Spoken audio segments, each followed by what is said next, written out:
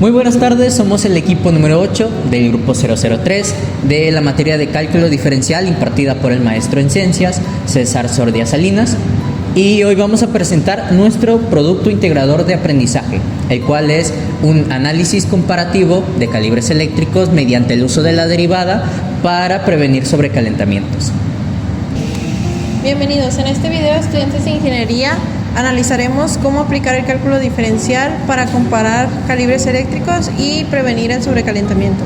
Este enfoque nos permite anticipar el comportamiento térmico de los conductores sin necesidad de pruebas físicas, combinando teoría matemática y criterios normativos. El objetivo es mejorar la seguridad y eficiencia de las instalaciones eléctricas. Para el planteamiento de nuestro problema, de nuestro producto de integrador aprendizaje, planteamos que en un sistema eléctrico el paso de corriente genera un aumento de temperatura sobre el conductor.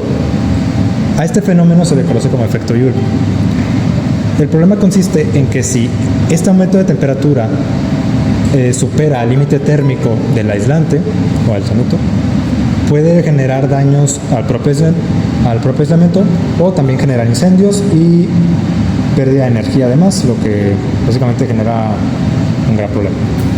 Para este problema determinaremos si un calibre de conductor de cobre aislado con aislamiento PVC es capaz de soportar una temperatura similar a la de un cortocircuito. Para ello utilizaremos una relación entre lo que es el incremento de temperatura, el tiempo de exposición y la propia corriente, en base a las propiedades físicas del conductor, en este caso el cobre, y las mediremos con las normas como la UL 83. La solución se basa en el cálculo de la energía eléctrica disipada en forma de calor por el efecto Joule y su relación con la energía térmica acumulada. Esto se justifica mediante la ley de la conservación de la energía, puesto que la energía de la cual se habla en el efecto Joule es la energía eléctrica disipada en forma de calor, y en la ecuación de la energía térmica acumulada es la misma energía, solamente que ahora se toma como el calor absorbido por el material conductor. Es por eso que se igualan ambas ecuaciones. Bueno, para la solución de nuestra problemática tenemos primero que encontrar una función en la cual la temperatura cambie con respecto al tiempo. Para esto, por eso anteriormente explicamos por qué una ecuación es igual a la otra, porque el efecto Joule es igual a la ecuación de la energía térmica acumulada. En la igualdad de estas ecuaciones nos queda de un lado la del efecto Joule y del otro lado la de la energía térmica acumulada. Para esto, lo que nosotros hicimos fue despejar del cambio en la temperatura T final, que es T final, bueno, la temperatura final que va a tener el conductor, la despejamos y nos queda la siguiente ecuación. Esta ecuación nos dice prácticamente cómo la temperatura en sí va cambiando con respecto al tiempo. En nuestro análisis tomamos tanto la corriente, la resistencia,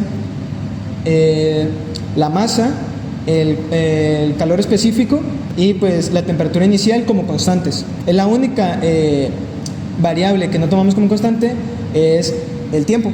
Ahora, como ya tenemos la función hecha a raíz de estas dos ecuaciones que analizamos en primera instancia, ahora vamos a utilizar la derivada. Derivamos y, bueno, en este caso, como todo es constante, simplemente la t no es constante, se deriva t, nos da 1 y nos queda de esta manera la derivada.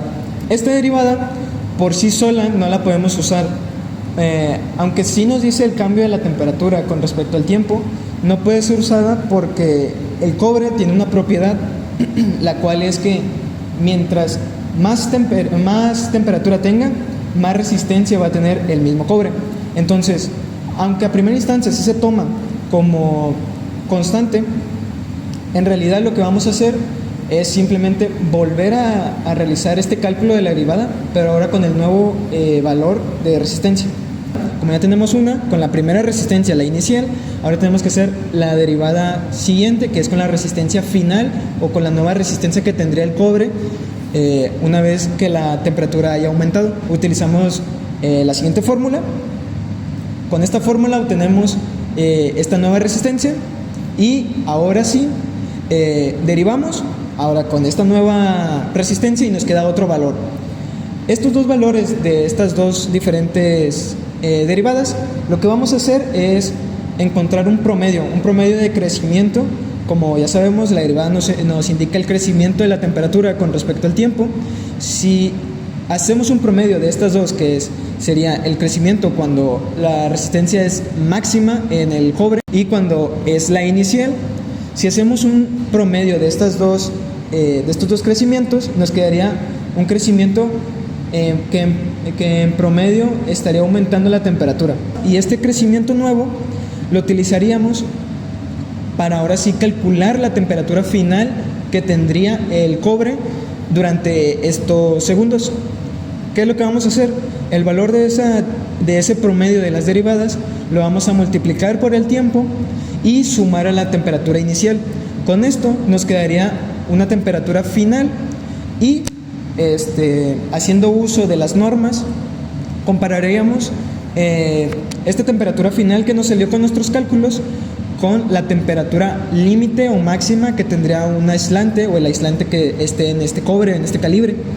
Y con este análisis podemos darle solución a nuestra problemática inicial, la cual era dar una comparativa entre los calibres y saber y elegir correctamente cuál es viable para cierta aplicación en específico.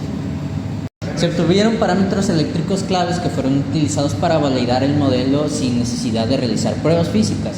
Esto debido a los riesgos eléctricos que puede conllevar. Bueno, mediante los datos técnicos de los distintos calibres utilizados, pudimos recopilar información muy importante, como lo puede ser la resistencia de los conductores, el tiempo de exposición y la intensidad de la corriente.